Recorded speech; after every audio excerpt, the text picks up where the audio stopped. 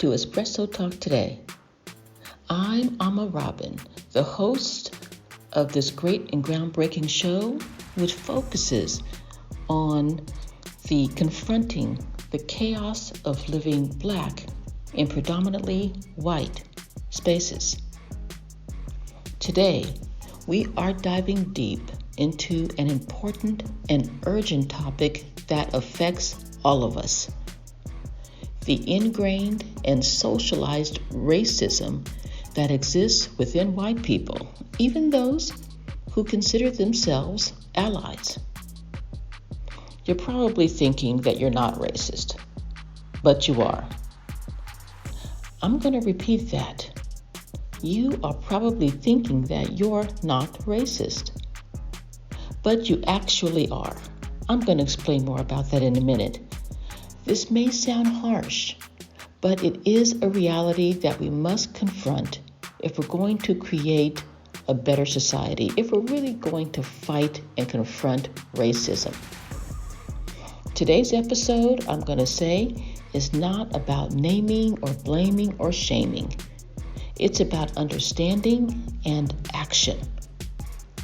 And I want to thank each of you, especially my white listeners, for being allies and for having the courage to engage in this critical and difficult conversation. So today, I'm having my cinnamon pepper coffee for this uncommon show. This topic is uncommon and it can be difficult, but now is the time to discuss this elephant in the room. So grab your espresso, sit back, and close that door behind you. We're going to get deep and we're going to get real.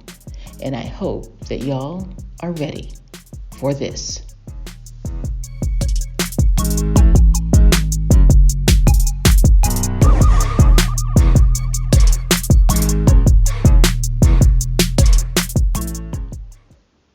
Aquaba, my dear brothers and sisters and beloved gender-neutral and gender-nonconforming folks, I am so glad that you're here today.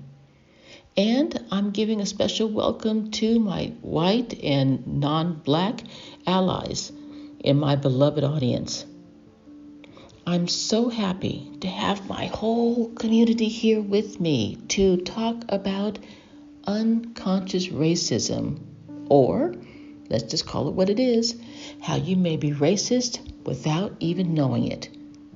But it is still racist.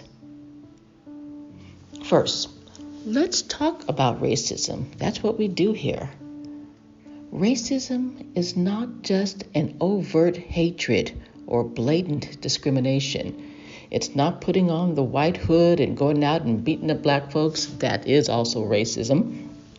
But it's more than that. It's a complex system of beliefs and practices that uphold white supremacy. It's in the air that we breathe and the water that we swim in. It's often invisible but deeply ingrained. And many white people, including those who are kind and well-meaning and intelligent and sweet, just do not see themselves as part of this system because they don't understand it. But it is there, whether you see it or not. And here is the problem: racial socialization. We don't hear those terms discussed much, but it is there. And I'm glad that we're here today to discuss it. So what is it? Racial socialization refers to the process by which people learn and internalize the values, attitudes, beliefs, and behaviors related to race and ethnicity.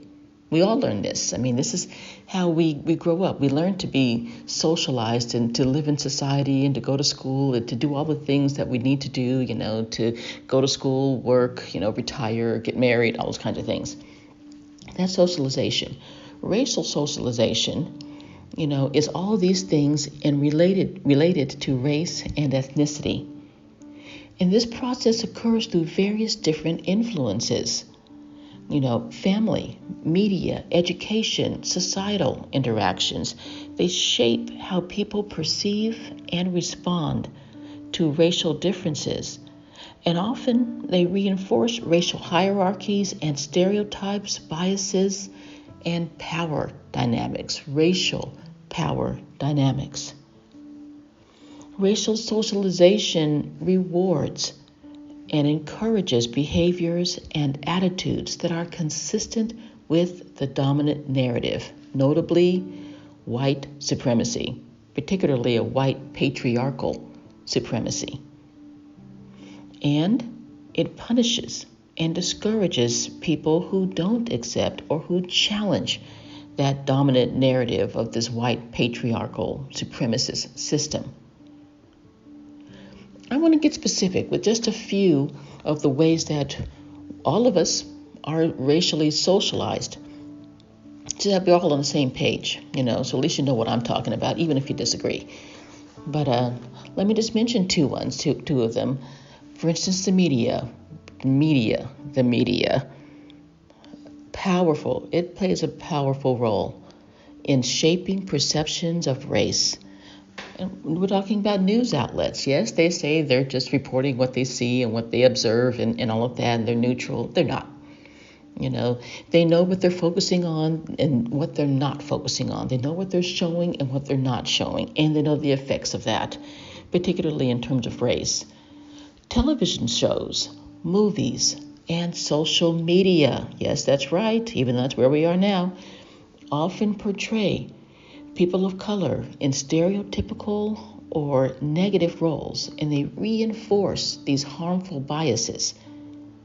And the underrepresentation, what we don't see too, the underrepresentation of Black people and other people of color in positive or leading roles further cements the notion of white supremacy. The media also tends to focus disproportionately on crimes committed by people of color, and this fuels racial profiling and racial fears. Yeah, the media is powerful, and it is all around us. It's not just when we turn on the TV set, when we go to the movie, or when we open a newspaper, or when we watch the news. It's all around us. It's where we are right now, even. Now, here's another one. This one might be surprising. Maybe not, but maybe it is.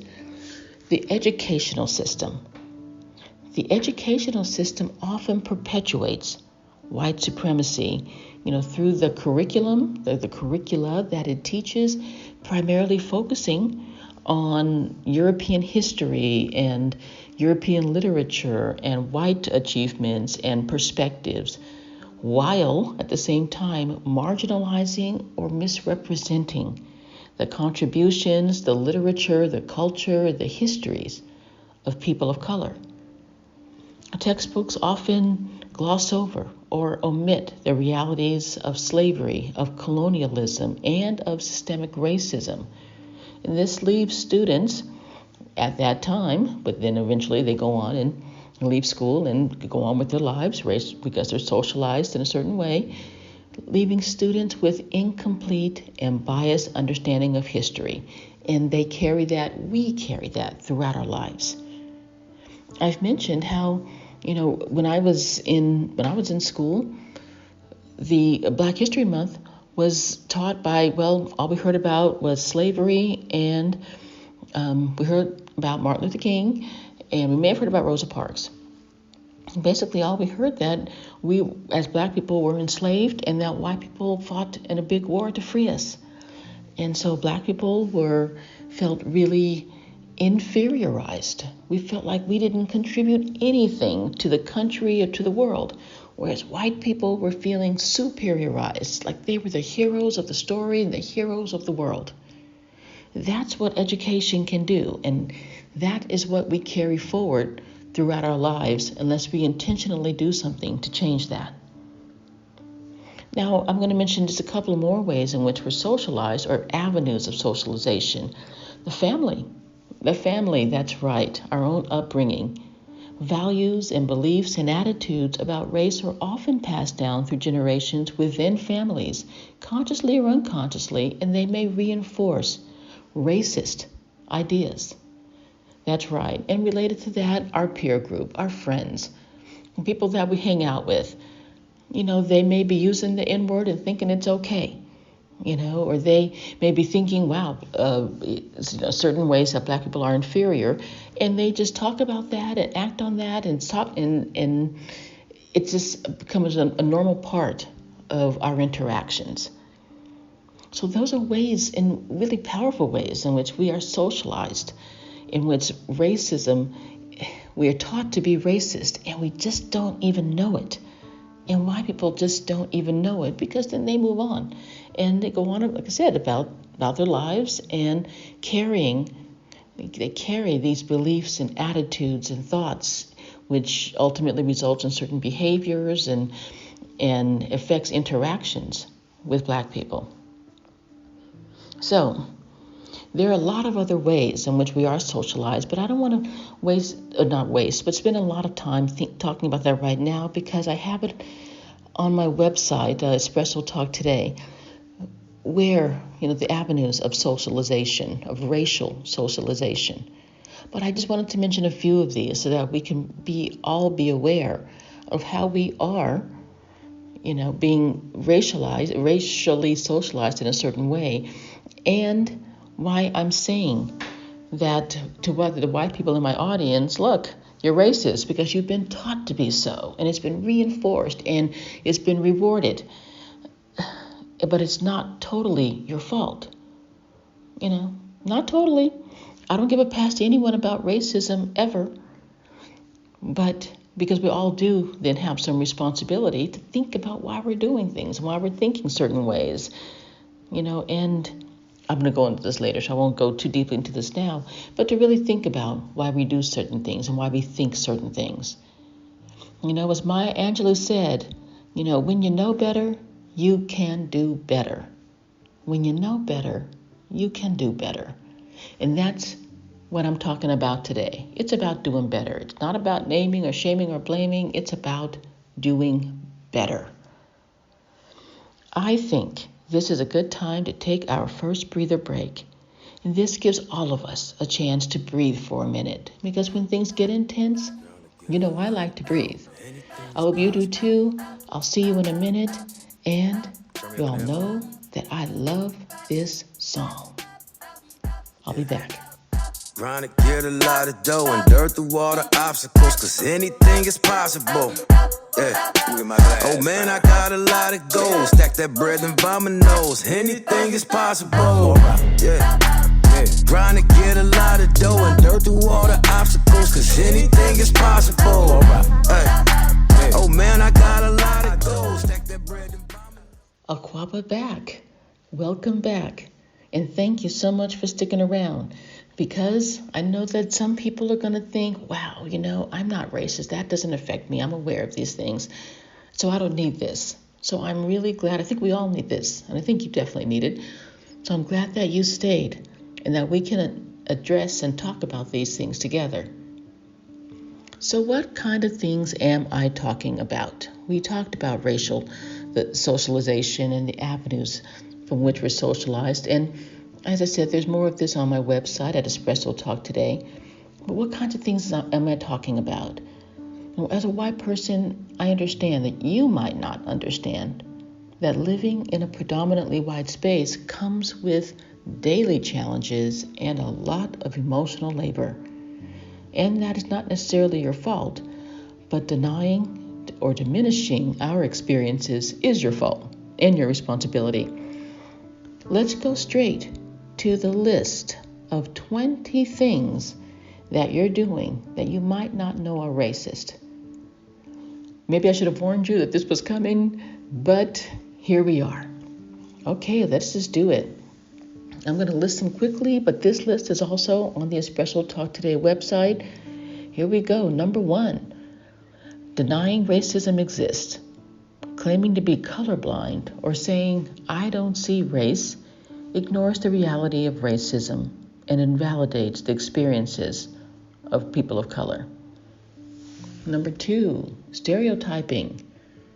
making assumptions about black people based on stereotypes, such as thinking all black people are good at sports or good at singing or, good at jazz. Number 3, tokenism, using one black person as a representative for all black people and all black voices and all black experiences, or as proof that you are not racist. Have you ever said, I have a black friend? Number 4, cultural appropriation, adopting elements of black culture like hairstyles, clothing, or slang without understanding or respecting their significance. You're just doing it because you think it looks good and it looks hip, but that's not the whole story. Number 5, white savior complex. Believing that you need to save black people or that your involvement is essential to our success. That gets shown a lot in the media, a lot. Number 6, interrupting or talking over black people. Dominating the conversation and not, creating the space for us to share our experiences and perspectives. I've had that a lot, even within my own family. They say, well, gee, I heard that there's some kind of an experience that I've had, and they say, oh, no, that wasn't racist. Yeah, there we go.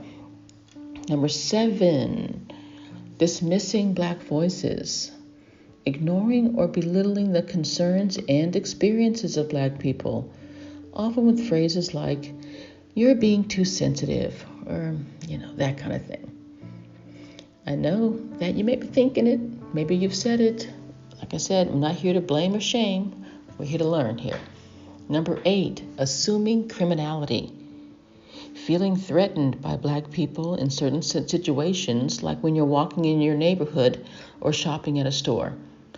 And you wouldn't necessarily feel that kind of threat from someone of your own race. And honestly, the data shows that race-on-race violence is the most prevalent. But we're taught that black people are the biggest threat. Number 9, microaggressions, making seemingly innocent comments or questions that actually reinforce stereotypes like, oh, you speak so well, oh, can I touch your hair? Oh, wow, she's so exotic. Come on. Number 10, ignoring white privilege, failing to acknowledge the systemic advantages that you have as a white person and how they impact your interactions and the experiences of black people.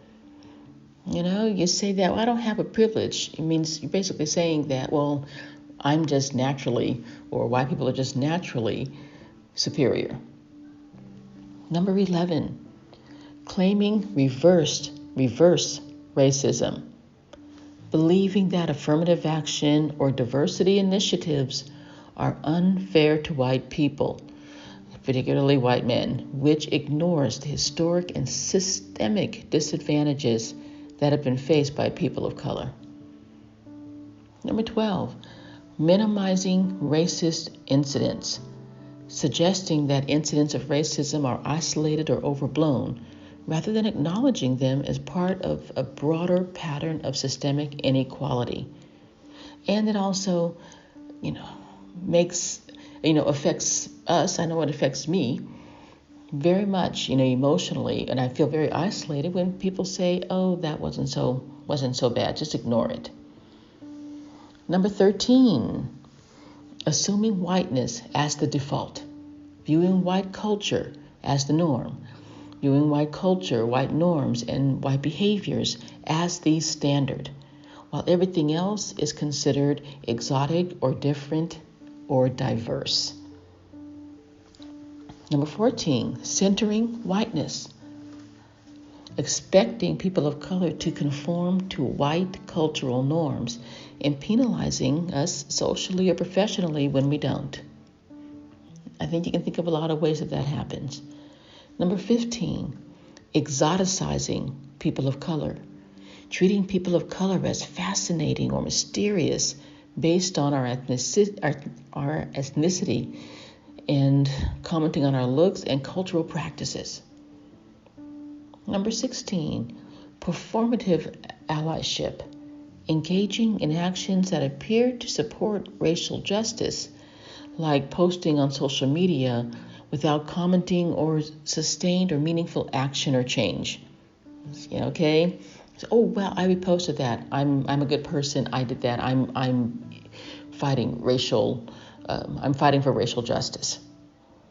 Number 17, we're getting there. Racial slurs and jokes. Using racial slurs even as a joke. Even in jest, really, and making jokes that rely on racial stereotypes and then dismissing them as harmless fun. Ooh, that's that racial gaslighting. Number 18, resisting diversity training. Complaining about or avoiding diversity, equity, and inclusion training, seeing it as unnecessary or a waste of time. Number 19, policing Black expression. That's that tone policing. Criticizing the way Black people speak, dress, or express ourselves, often labeling them as unprofessional or inappropriate. And the last one, number 20, assuming Black people need help. Assuming that Black people are always need your guidance or assistance, and thereby undermining our agency and capabilities. So those are 20 that I mentioned. I'm not even going to say the top 20, but they are 20. And there are so many more. And I wonder how many of those you saw in yourself. No blaming or shaming. Let's just be honest and authentic here. And this list is on my special Talk Today website. So, in the blog section, so you can go there and look through and see if there's anything that you recognize or anything that we feel was left off the list. Please add it. Please send me a message. I hope that this was helpful to you, and that so you recognize that maybe people are well-meaning, they're kind, they're sweet, they're intelligent and all of that, but then they do these kinds of things and don't even think about it. But these are ways that white people can act in a racist way without really even knowing it. I think we've got through this list. It's been heavy. It's been a lot. This is a good time to take another break.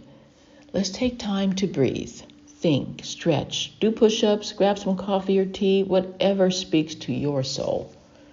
This is difficult stuff. So maybe we need a short break. When we return, we're going to discuss 3 things that you can do to fight racism. I call them the 3 C's, and they are very doable. I'll return in a minute. Take the time. Thanks for sticking around. Trying to get a lot of dough and dirt through all the obstacles, cause anything is possible. Oh man, I got a lot of goals. Stack that bread and vomit nose. Anything is possible. Trying to get a lot of dough and dirt through all the obstacles, cause anything is. So we went through the 20 things, the 20 ways, and there are many, many, many more that white people can act in a way that they don't know that is racist, but it actually is racist. So what needs to be done? That's what we're going to focus on now. What can you do? White people, I think, need to confront and let go of a lot of the deep-seated beliefs that Black is bad and white is good. Now, you may be thinking, I don't think that. But as I said earlier, we are socialized to think that. We're rewarded for thinking this. We are, we're encouraged to think of it. We're punished when we don't think it. So it's time to start going within. It's time to stop the knee-jerk reactions and really start doing some real reflection here. This belief system is deeply ingrained in our culture and it influences our behavior and our attitude in ways that perpetuate racism and white supremacy. Challenging these beliefs does require a deep self-reflection and a commitment, an ongoing commitment to change. So I think now's actually a good time to get to those 3 C's. those 3 C's of what white people can do to fight racism or to be good allies. I'm just going to say them really fast here, then we'll go a little bit deeply. Courage, character, compassion. Courage, character, compassion.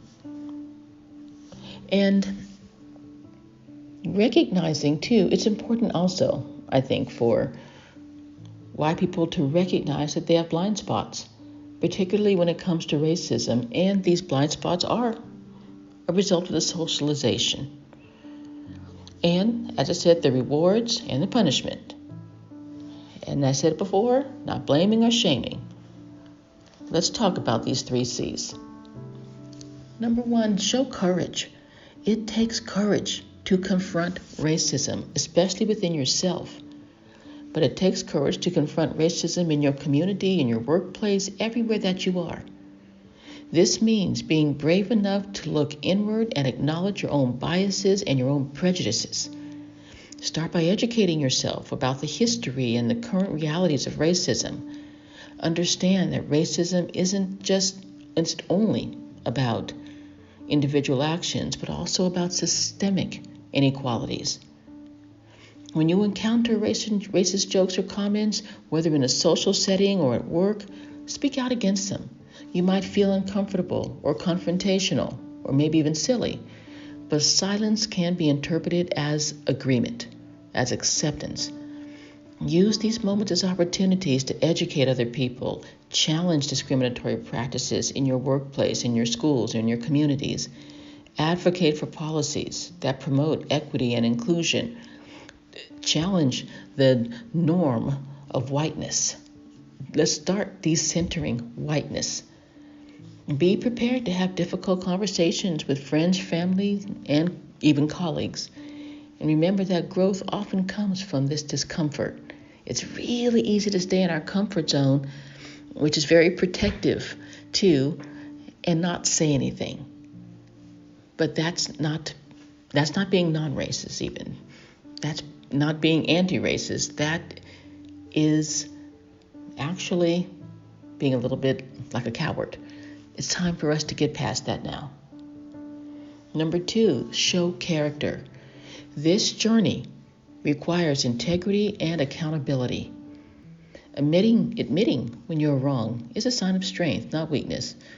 If you make a mistake or realize that you've acted in a way that perpetuates racism or white supremacy, apologize sincerely. Acknowledge the impact of your actions and commit to doing better. Even if you can't apologize to that other person or that situation, make amends in some way. And it can be done. It's first starting within you, and then going into the system. Continuously learn and unlearn. Unlearning is probably the bigger thing. That's essential. Racism is so deeply ingrained in our society, and undoing those beliefs does take time and effort. Engage with the books, articles, with podcasts and films that explore racism and Black experiences. Participate in workshops and training sessions on diversity and equity and inclusion. Reflect on what you learn and apply it to your daily life. Hold yourself accountable and be open to feedback from those around you. And hold others accountable too. No one gets a pass. Number 3, express compassion. Learning and then listening to us really is crucial. Truly listen without interrupting or dismissing our experiences. Understand that these experiences are valid even if they make you uncomfortable or challenge your worldview, and I hope they do. Create spaces where Black people can feel safe to share our stories and our experiences, and respect those spaces. Sometimes you're not going to be welcome in those. Sometimes your place is not to be in those spaces. Use your privilege to amplify Black voices. You have the privilege, you can use it to amplify our voices. This can mean sharing stories on social media, promoting Black-led initiatives and supporting Black-owned businesses. Stand in solidarity during times of protests and advocacy efforts. Offer your resources, whether it's time or money or connections, to support causes that fight for racial justice. And show empathy by recognizing the emotional toll that racism takes on and how it affects us. And offer support and solidarity. So by displaying courage, showing character, and expressing compassion, you can be a genuine ally in the fight against racism. These steps require an ongoing commitment and effort, but they are critical to creating a more just and equitable society, and actually creating a just and equitable society. So celebrating Blackness, I want to just add in that one too. Because finally, let's also remember that Blackness and the Black experience are not solely defined by pain and struggle and injustice. In fact, that's not even the dominant, part of our experience. It's also about joy and success and community and love and a rich experience and culture and history.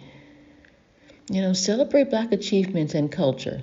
Learn about the contributions of Black people throughout history and today. And this holistic kind of understanding fosters genuine respect and solidarity. You may be I think you will be really, really surprised. And tell others in your circle about your experiences in this way. Help to correct the record. Be a part of the solution rather than allowing the problem of racism and white supremacy to continue. Staying out of it means that you're on the side of the oppressor. There's no neutrality here. Wow.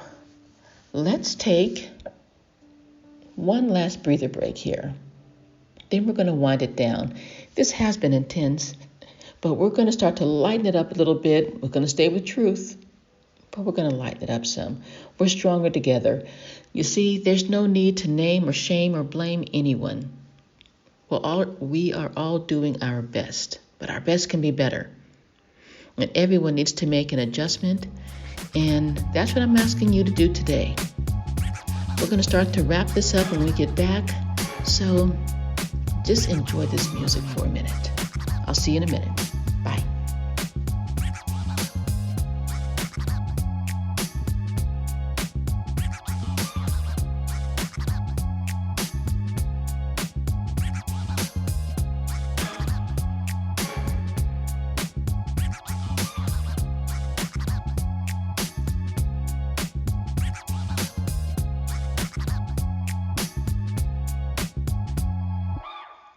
Aquaba back, and Asante Sana for staying in the building with me today.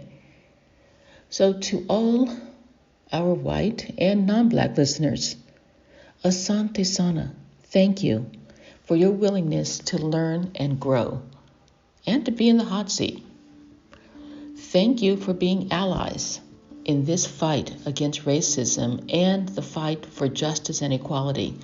Remember, the journey towards racial equity is a marathon. It's not a sprint. It requires ongoing effort, reflection, and action, starting today. As Dr. Martin Luther King Jr. said, in the end, we will remember not the words of our enemy, but the silence of our friends.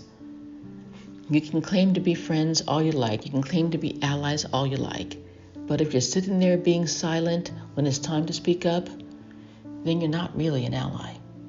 Then you're playing neutral, you're playing safe, and you're supporting a white supremacist patriarchal system. Maybe not intentionally, but that's what, in the end, that's what is happening. And in the immortal words of Maya Angelou, when you know better, you can do better.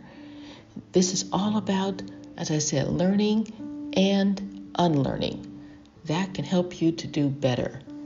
No excuses, and those are actually my words. In anti-racism, there is no halfway. As Angela Davis said, in a racist society, it is not enough to to be non-racist. You must be anti-racist. There's no neutrality in this situation. There's no sitting on the sidelines or sitting back on the bleachers or watching or staying silent. There is only learning and action and involvement. Thank you for listening to Espresso Talk today. And if you found this episode insightful, please share it with your friends and family and your community. We can all benefit. You can all benefit. They can all benefit. And I want to say Asante Sana to all people working for the liberation of all oppressed people. We stand in solidarity with you. And I hope that you stand in solidarity with us. And so remember, my fellow warriors, know this deep in your soul, you are powerful beyond measure. And together we are invincible. The real problem here, the real problem with society is white supremacy. Black people are not the problem. Remember those 3 C's: courage, compassion. What's the third one? That's right, character. Everything builds on that. If you want to keep discussing or reading about these issues, then you should definitely subscribe to my Black Empowerment newsletter, The Normal Beat. We discuss lots of different issues there, so get your dose of Black empowerment and liberation every single week. Never a dull moment, but lots of powerful, uplifting, and liberating moments. And everyone is welcome. You can subscribe at the Espresso Talk Today website at espressotalktoday.com or on Instagram at Ama Robin L. That's Ama, A-M-A, _ Robin, R-O-B-I-N, _ the letter L. You can also find us on Facebook in our newly opened Espresso Talk Today Black Liberation Lounge. This group is a safe space for us to hold discussions, share thoughts and ideas, feel joy, express sadness, or just breathe. You can also find me on Instagram, where I hold a live discussion every single week, usually on Wednesdays. DM me to get the schedule so you know what's coming up. Join me on Instagram at Ama Robin L. I'm Ama Robin for Espresso Talk Today. And remember, now more than ever, strength, soul, and reparations. Ashe, my community.